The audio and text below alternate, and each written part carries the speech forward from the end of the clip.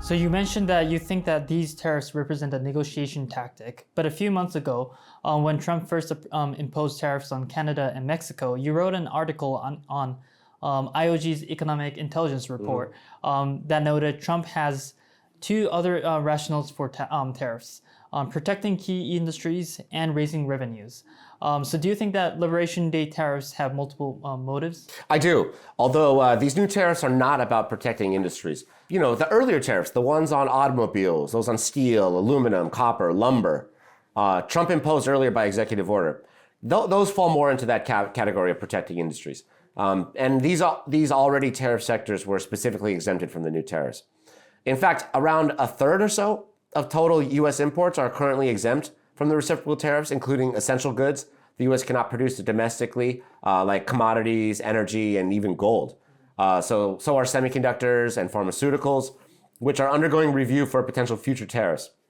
So at this point, the fact that these exclusions of various classes of goods brings down the actual share of goods being tariffed, which may reduce the impact for some trading partners, at least for now, because many of these sectors are or are likely to be subject to other sector-specific tariffs down the line. But even when that happens, they will not be double tariffed under this framework. I think it's useful to think about the tariffs in two parts. First is that universal 10% tariff. And the second is the reciprocal tariff on top of that. So the 10% represents the floor or the base rate that presumably cannot be negotiated away, while the rest, everything above 10%, is like the ceiling. And Scott Besson has said that it's the highest rate that the U.S. will impose if there's no retaliation. So although it's very high for many countries, at least there's some certainty in knowing that that this is kind of the upper limit as long as there's no retaliation. So in my view, the 10% part, that's not for negotiating.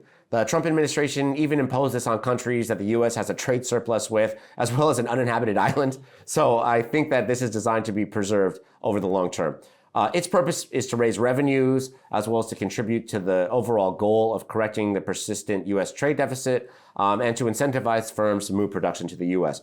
So in addition to my three rationales for tariffs, which is negotiating leverage, raising revenues, and protecting industry, the recent geoeconomic briefing article by IOG director Suzuki Kazuto outlines there's two other purposes, which we can now see is more precise than my three because it includes deficit reduction and investment motives as well.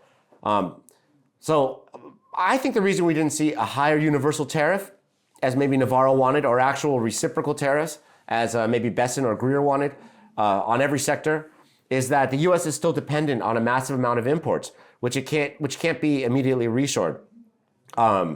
U.S. producers, they need, if manufacturing is to boom, they need inputs as well. So if this were not the case, I think Trump's tariffs could actually have been much higher, maybe the 20% that he promised during the campaign. So in contrast, I think the primary purpose for a tariff rate above 10% is as bargaining leverage. I have to wonder, why else would these clearly non-reciprocal tariffs be framed as reciprocal tariffs unless they were intended to be a negotiating tool? I mentioned that USTR had compiled a detailed analysis of each country's tariffs and non-tariff barriers, but Trump opted for this simplistic tariff based on trade deficits only. Well, I think in future negotiations, this detailed analysis, which is available, it's around 400 pages with 50 pages of that just on China. I think that this analysis will serve as the foundation for the substantive talks. But again, many things are unclear. Besson's statements to the media in the aftermath have suggested that anything above 10% can be negotiated away, while Navarro has gone on TV to imply that all the tariffs are permanent. So I'm not sure what's going on here. It's a mixed messaging that doesn't communicate any certainty to the markets, so it can't really be a good thing. But from a negotiating standpoint, it could be a case of good cop, bad cop, with Navarro acting as he did during Trump's first term, where he was used to build the threat credibility for tariffs on China before the Phase 1 trade deal was made. Now, with the possible exception of China and maybe the EU, I think that Trump really aims to strike deals in the short term that will reduce the tariffs down to 10%, the baseline universal tariff. Of course, as long as they stay on, the tariffs will raise revenues and could perhaps impact the trade deficit and incentivize investment. So Trump may see it all as a win-win. Either he gets a deal or revenues. So when it comes to these potential negotiations, I think the real question for U.S. trading partners is whether to try to cut a deal or to retaliate. It's hard to imagine that many will accept these tariffs and live with them. they're that high. Negotiation, though, would require reducing non-reciprocal tariffs and non-tariff trade barriers to the U.S. At minimum to give Trump a win he can use to justify removing them.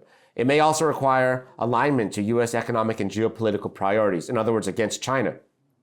Nations that do these things will likely have scope to significantly reduce their tariffs. I see it basically as the weaponization of the U.S. consumer market for leverage in international bargaining. And it seems like Vietnam, India, and Taiwan, at the time of this recording, have already attempted to start talks. And many other countries have at least opted to not immediately retaliate. So maybe there's a wait-and-see approach going to see if they can get a deal. But at the end of the day, it's that the non-reciprocal nature of these tariffs, meaning that the rate was calculated based on trade deficits, suggests that Trump wants countries to buy more U.S. goods or to invest in the U.S. manufacturing sector to enable it to produce more goods for export. He has stated that there is no tariffs if production is done in the U.S. And he has a press conference with huge fanfare every time a foreign firm makes a major investment. So for Trump, these investments give him a win. And his image, particularly to his base, is all about winning. So I think U.S. trade partners should look to that example. 関税がもしアメリカがですねワークしていると世論が受け取ってしまうと、我々としてはやはりその見栄養のもというか、やはりグローバルな自由貿易良かったなということになりかねないというかですね。